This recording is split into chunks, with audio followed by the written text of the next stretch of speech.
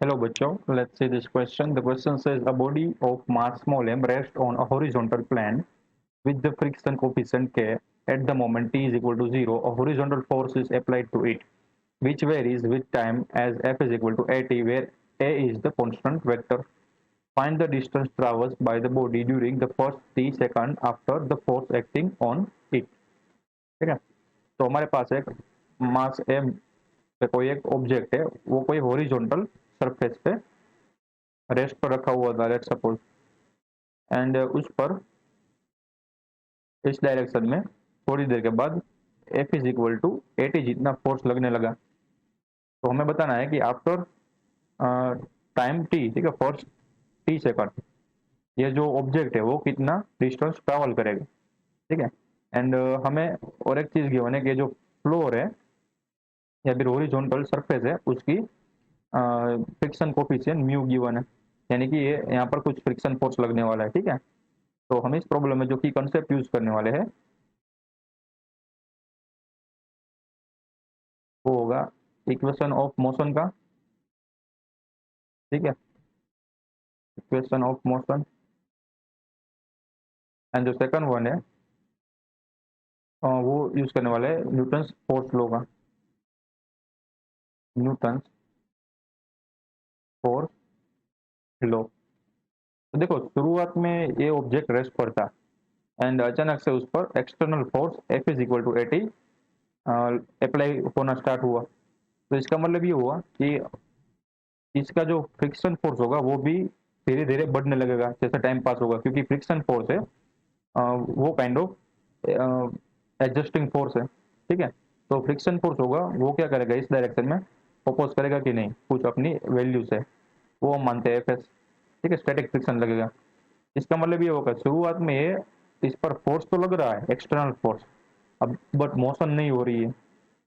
जैसे जैसे टाइम बढ़ता जाएगा वैसे वैसे फोर्स भी बढ़ता जाएगा। ठीक है, एक्सटर्नल फोर्स एक टाइम ऐसा आएगा कि ये जो एक्सटर्नल फोर्स है वो फ्रिक्शन फोर्स इतना हो जाएगा, एंड देन थोड़ी देर देर के बाद ये जो ऑब्जेक्ट है वो इस डायरेक्शन में, यानी कि राइट डायरेक्शन में, ये जितना एक्सेलरेशन करना स्टार्ट कर देगी, यानी कि मोशन में आ जाएगी। ठीक है, तो हमें पहले फाइंड करते हैं कि कितना टाइम लगेगा इसको मोशन में आने में। राइट, तो फोर्स है, let suppose T is equal to T naught पर ये जो एक्सटर्नल फोर्स की वैल्यू थी, यानी कि F is equal to 80 naught हो चुका होगा, इसकी वैल्यू फ्रिक्शन फोर्स जितनी होनी चाहिए। ठीक है, T is equal to T naught पर जो एक्सटर्नल फोर्स था वो लिमिटिंग फ्रिक्शन फोर्स जितना हो गया, यानी कि मैक्सिमम जो फ्रिक्शन फोर्स लगना चाहिए उतना हो गया। तो फ्रिक्शन फोर्स की वैल्यू क्या होती है, वो होती है mu s n, and further it can be given by mu s times m g. ठीक है, तो external force is equal to friction force हो गया। तो कितना टाइम लग चुका होगा, यानी कि पास हो चुका होगा, तो t naught is equal to mu s m g upon a जितना टाइम पास हो चुका होगा। ठीक है, तो यहाँ पर मैं लिख सकता हूँ कि if T is less than और इक्वल टू टी नोट, वो जो मास था, मास इज इन रेस्ट। ठीक है, मास इज एट रेस्ट, क्योंकि वो तो रेस्ट पर ही था। जैसे टाइम ग्रेटर होगा टी नोट से, तब वो जो मास था, मास विल मूव, वो मोशन करना स्टार्ट कर देगा। ठीक है, अब क्या होगा, अब केस में, तो हमारे केस में ये जो मास है उस पर right hand side friction force की ज़्यादा फोर्स लगने लगा है, एंड कोई भी टाइम का अगर हमें फोर्स चाहिए तो वो हम 80 से निकल सकते हैं। ठीक है, एंड पीछे की ओर क्या लग रहा है, इस पर लग रहा है friction force, limiting friction force, जो कि था कितना आया था, 80 नोट जितना। ठीक है ना, तो यहाँ पर आएगा 80 नोट।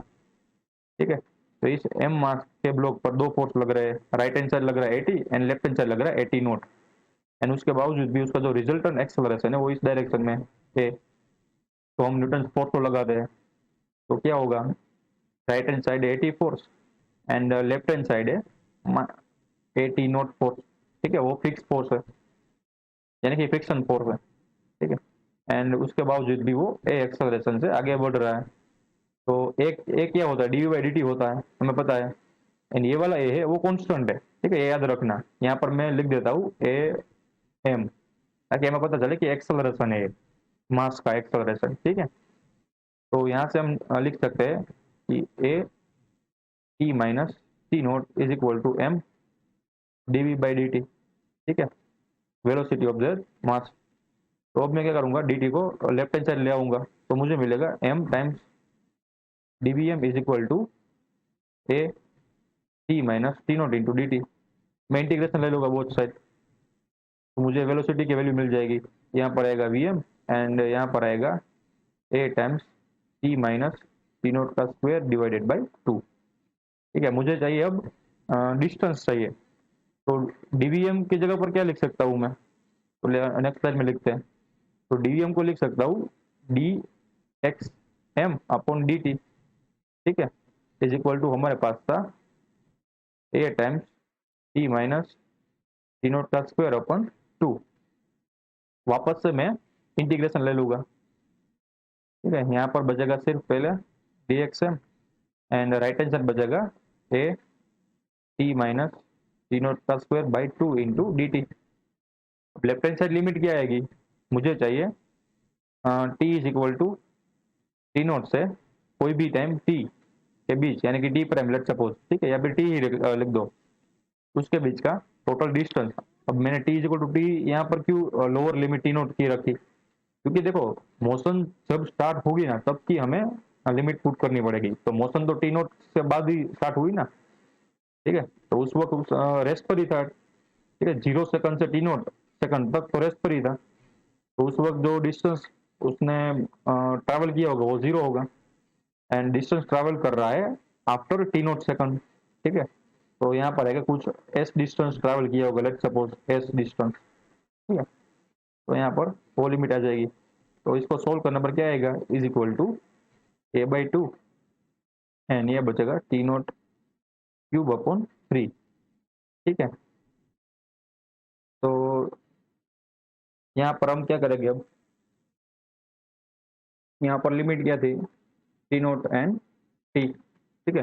तो टी की जगह पर टी रख दो पहले अपर लिमिट एंड माइनस करके टी नोट लिख दो। तो यहाँ पर मुझे मिलेगा S distance is equal to A by two M, A by two M.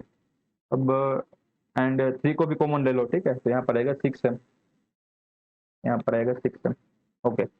अब मैं क्या करूँगा, अब मैं अपर लिमिट लिखूंगा, ठीक है। तो अपर लिमिट लिखने पर यह ऐसे इज इट इज रहेगा टी माइनस टी नोट का cube and minus lower limit put करूंगा, तो t note minus T naught का क्यूब। तो ये मुझे मिल गया distance travel in T second after begin just motion, ठीक है, टी माइनस टी नोट का क्यूब।